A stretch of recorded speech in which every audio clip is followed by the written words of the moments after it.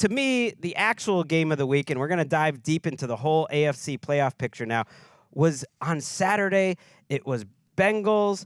It was Broncos. And yes, that wild card in the AFC is a little spicier on Sunday night than it was entering Week 17. Let's go to Paycor. The Bengals trying to win it from the 3-yard line of Denver. Burrow looking to throw. His pass. It is caught by T. Higgins. Yeah.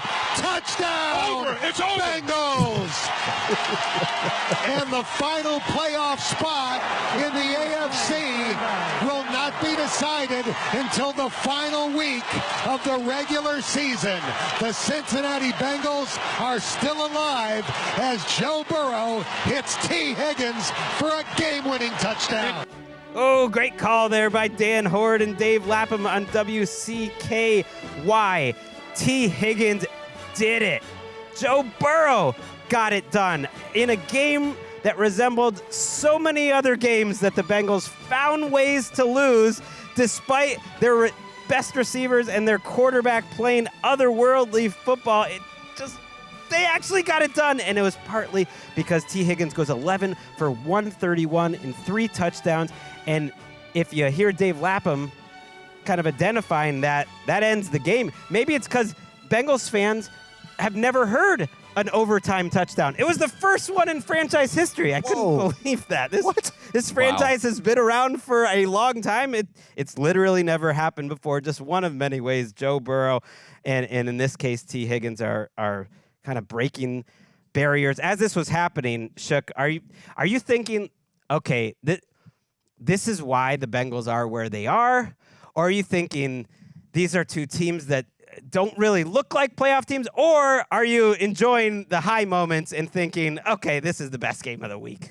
I'm shouting at my TV when T. Higgins makes that touchdown catch in the corner of the end zone, for one. Like, definitely reacted that way because that was a phenomenal throw and catch. A great partnership between Joe Burrow and T. Higgins, who had a fantastic day, as you just said. But no, I'm not thinking that these teams maybe don't deserve to be in the playoffs. I'm thinking what a great football game this is. First off, Denver, what a great job you did defensively for most of this game, holding Cincinnati out of the end zone a couple of times down there. That was huge. I'm also thinking in my head, Bengals, you're wasting opportunities. You're going to blow it right here. And then when they didn't, I was jubilant for them because they've been through so much this year. I would like to see them actually get into the playoffs next week. It's going to cost the Broncos a spot if they get in there, but these are two teams that are close.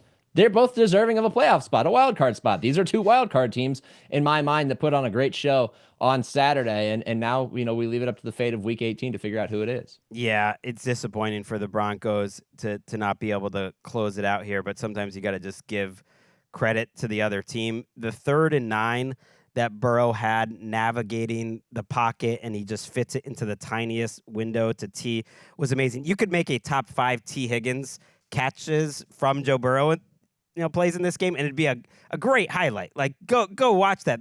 The one you mentioned into the corner, like, just over and over, Burrow was giving his guy a chance to win it, and he took 15 hits in this game, Burrow. He was sacked 6 times. The Broncos defense, even though they were giving up all sorts of yards, I agree with Nick, did a good job minimizing the damage and making it hard on Burrow, and yet he just kept coming at him and at him. The difference today was the defense did enough. They were just like a normal defense. They weren't great, but they weren't terrible. And they did give up a pretty egregious late drive to the Broncos. But even that one, you give credit to the Broncos for making a crazy catch, Marvin Mims. Yeah, as the game started to progress and gets into the fourth quarter, you really saw that this Bengals pass rush did not have it. They weren't getting pressure on Bo Nix without blitzing. And it was actually really a gift to them where there was a 2nd down and Sean Payton called a screen. The Bengals were able to blow that up, and they got pushed back behind the sticks. And then the very next play, Bo Nix throws an interception. I believe it was Jermaine Pratt. Yeah, comes up with the interception, and that gives the ball back. Eventually, T. Higgins actually has a fumble forced by Patrick Surtain. He makes up for that after that because he pretty much goes nuclear after that with 2 touchdowns, including the game winner. But there were chances that the Broncos had to end this game. Including at the end of regulation. Bo Nix wanted to go for 2. Sean Payton looking over, telling Bo, hey, if we get a tie, none of this matters. And then after the Bengals don't score on their first overtime possession, the Broncos take it pretty conservatively, Greg. Yeah. And give them the ball back, leading to that. I think the Burrow to tie Higgins got touchdown. in Sean Payton's head, and I think he made a big mistake. Let's listen, because there was so much game management stuff. It was a fascinating game at the end here. Much worse on the Bengals side. I don't think it was as bad as you Greg. think, actually. I really don't. But the Broncos get the ball back in regulation with 1:29 to go, and Bo Nix was all over the place in this game. A really poor first half, I would say, just in terms of their passing production. Even though he only had 2 incompletions, they were averaging like 4 yards per attempt. They weren't really moving the ball. Then he comes out of halftime, has one of the best throws of the year, like the longest air yard throw of the year for a touchdown, has that egregious interception, but has another touchdown drive. Then he gets the ball back with 1:29, knowing that he needs a touchdown, and they get in a tough spot after a couple nice plays to get to midfield. It's 4th and 8, and I thought this could have been one of the plays of the year. Burton, the fullback, to the left of Nix. Bengals rush 4.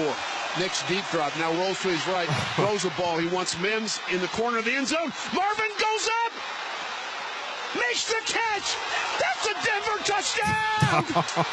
They are stunned here at Paycor Stadium. A 25-yard touchdown pass.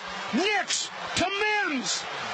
I mean, when Nix was facing immediate pressure on that play and he's just bailing out to his right and he throws that thing up, when he threw it, I thought there's zero chance that is going to be completed. And Marvin Mims, of all people, mosses a couple defenders. That's just great football. And at that point, you go for the 2, Sean. And he's thinking about the tie, and they were going for 2, but they checked the play, and while they were reviewing it, he changed his mind. And you're absolutely right. If they tied the game, they would have gone to the playoffs, and I think that got in his head. First possession of overtime, he gets conservative. I agree. And then they get bailed out, and they get a second possession because the Bengals doink a field goal. That was the only egregious mistake I think Zach Taylor made, was not continuing to play offense in the overtime drive and kicking that field goal on 3rd down when your kicker is Cade York. I don't care how close you get. It doesn't matter. Just try to score the touchdown. Like, be safe maybe with the play calls or whatever, but just keep advancing it. Don't just stop. You literally lost the game against the Ravens in overtime earlier this season doing the same thing. But he misses the kick. And then the following sequence, Nix, just misses a throw on 3rd down that was pretty open.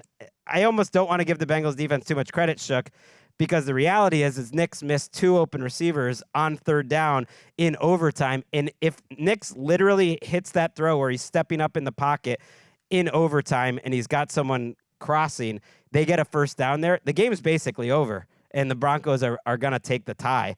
And it's going to be extremely disappointing. So I'm glad he missed it just for the drama that we're getting Week 18. But what did you think of the game management stuff and everything that went on here? Yeah, we were deep in the tie zone at that point. And it's one of those situations where you're like, the Bengals, they have to win to stay alive. So they got to go full force, but they don't really have the game in their control right now because they're at the mercy of the Broncos offense. But it really spoke to Bo Nix as a rookie to me more than anything, which is he has these highlight moments where he throws a 51-yard touchdown pass to Marvin Mims. And it's like, I didn't even know you had that in you. I know you stepped into that to get that down there, but what a throw. And then he leaves that 67 drive air late. yards, the second longest in Next Gen Stats history. I will give a cookie to if either of you guys know what the longest one is. This is only since 2016 that Next Gen Stats has been keeping. Anthony Richardson. On this very show, that is not it. I have called it one of the greatest throws of all time over and over. It's the P.J. Walker to DJ Moore throw, which just as a pure throw is maybe the best throw I've ever seen in my entire life. A couple of years ago, and then the shocking. Yeah, he got into that one. It really was. I mean, it was legendary. Situation, accuracy, length, all of it was incredible. But man, Bo Nix, that's it. Like, he had such crazy highlights in this game, and he ends up with 219 and 3 touchdowns, 1 interception. You think he played a great game, and it's just up and down, which is going to happen with rookies. And this defense, I guess, unfortunately, was like a little more up and down. The thing I will defend Zach Taylor about, Shook, is at the end of regulation, they are going in to try to win the game, and Chase Brown injures himself sliding at the 1. Yep. And they were planning to kick the ball with about 10 seconds to go there, and Chase Brown sliding and getting hurt changed the math. And at that point, I understood going for the touchdown. Like, Did you have any problem with that? Like, I got it. No. I am always looking to criticize Zach Taylor, and actually, I don't think there was anything he particularly did wrong here until overtime. You got a little conservative kicking that field goal. Well, yeah, I think that speaks to sometimes you can overmanage a game, and I think both coaches kind of did in that situation going into overtime. Both of them coached tight in overtime, which is what led to the result and the fact that you miss a field goal and everything else. But like I think sometimes in that situation you could overthink it and then cost yourself an opportunity. And let's face it, this is a Bengals offense that was twice in a goal-to-go situation and didn't convert, and they had to settle for 3 one time and turn it over on downs another time. So you can't, like, you're not going to count your chickens, right? Like, you're just going to get it in there when you can get it in there in a tie football game, and that's what they did. So I was fine with it, but I did, as soon as Burrow got across the goal line, which wasn't an immediate ruling, it took a second before the crowd erupted. In the back of my mind, I was like, no, they got a timeout. They still got the time. Well, yeah, but all they could have done in theory was like kneel on second down and try to score in third, and you just take away a timeout. At that point, the math had changed because Chase Brown got hurt. They would have been giving the ball back to the Broncos with like 35, 40 seconds left, only needing 3. I'm with Zach Taylor. I'd rather be up 7 with a minute and a half to go and be able to prevent a touchdown. And there's no guarantee, as you said, that they even were going to score the touchdown. They were stopped in the red zone, and that might have been playing in his mind too. That's like, let's try to score as many points as we could at that point once the Brown injury happened. Well, I think a big factor that maybe needs to be considered is the Broncos were trying to let them score the touchdown. That's what plays the decision making for me, where if you run that quarterback sneak when the Broncos are willing to concede the touchdown, and you don't necessarily have to score on that play, and then the Denver Broncos can use the timeout. I mean, it's a very niche scenario, because how often are you practicing having a quarterback sneak from the 1 yard line that doesn't score? But if the math is to have Chase Brown go down, which it was, right? Chase acknowledged that, and Coach Taylor acknowledged it before, then I don't necessarily know how much of the calculus that changes. It changes a ton, because you're scoring with 10 seconds left instead of 40 seconds left. Right. That's a huge difference, 45. And your pass rush, which hasn't been able to get to Bo Nix for the majority of the fourth quarter, immediately has them go all the way down the field and score with 14 seconds remaining in the ballgame. That's football. It was fun. You're right, though. I mean, man, Burrow, you're right. Like, there was so much to get into mentally and physically, but Burrow, it's why I'm really excited that they have the voting with the MVP, how they have it now, how we've been doing it on Monday nights. Shook, and maybe we'll have to revisit MVP here for Week 18, that it's a 5-person ballot, because I don't know what Burrow's going to finish. Some people are going to push for him to get first place. I think he'll get some first place votes depending on how this happens. I think in the end he'll probably finish 3rd or 4th. But I like that we have that document, and that people will be like that he's going to be on the ballot, whereas in the past there just would have maybe been 0 Joe Burrow votes at all. And I like, just as a document, we see, okay, he's 3rd or 4th. Hell, Sam Darnold might be finishing like 5th, 6th, or 7th in the MVP vote, which I think is incredible that will be a document. And so I think that's cool. And he is playing quarterback as well as anyone. He would not be my MVP vote. We do not need to litigate that here today, but my God, he is playing some incredible football. He really reminds me of next generation, like, evolution of Tom Brady, like, more than any other player. Just more athletic, obviously, like if Tom Brady could move, but other than that, just he reminds me more of Tom Brady than any other player I've ever watched. What a performance. I'm glad they finally got a win against a team with a winning record. So that